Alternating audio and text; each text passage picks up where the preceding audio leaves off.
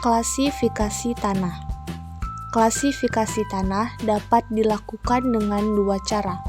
Satu, cara sederhana dengan metode visual dan metode manual. Dua, cara uji lab atau lapangan dengan metode distribusi ukuran butir dan pengujian batas-batas Etherbeck. Pembahasan kali ini kami akan menjelaskan metode visual dan metode manual, yang dimana di metode manual terdapat pengujian. Yang pertama, observasi atau pengamatan langsung. Kedua, uji kekuatan kering. Ketiga, uji remas. Keempat, uji gesek. Kelima, uji ketajaman. Dan terakhir, uji plastisitas.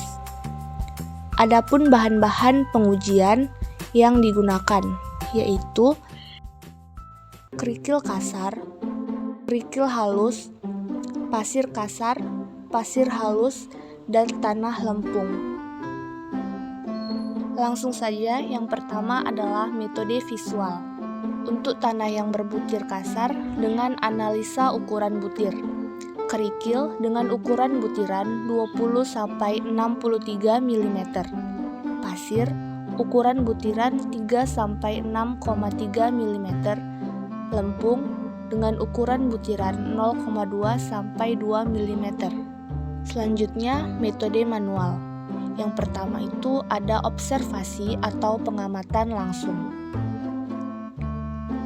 Kerikil kasar lebih kecil daripada biji kenari dan lebih besar dari biji jagung. Kerikil halus lebih kecil dari biji jagung dan lebih besar dari kacang hijau. Pasir kasar lebih besar dari kacang hijau dan lebih kecil dari gula pasir. Pasir halus ukurannya kecil dan masih terlihat oleh mata.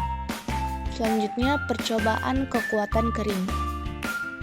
Percobaan ini berhubungan dengan sifat plastis tanah, dilakukan pada tanah dalam keadaan kering.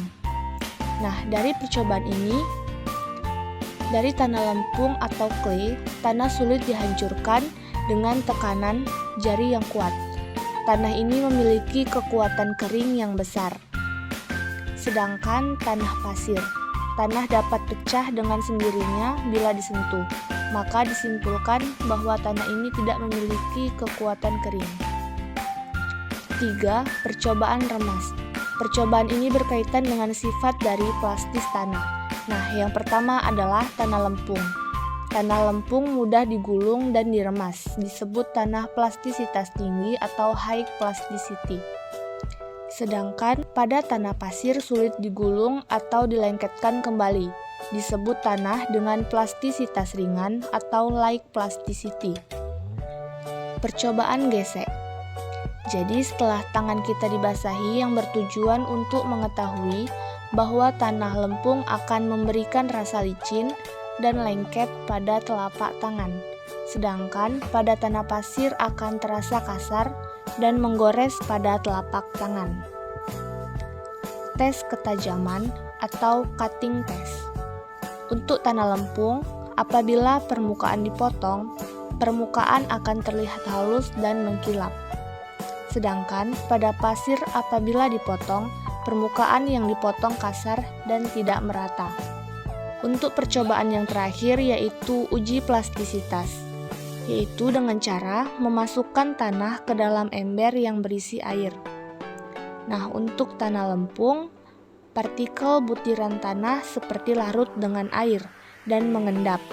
Sedangkan untuk tanah pasir dan kerikil, partikel-partikel tanah memisah dan mengendap di dasar ember.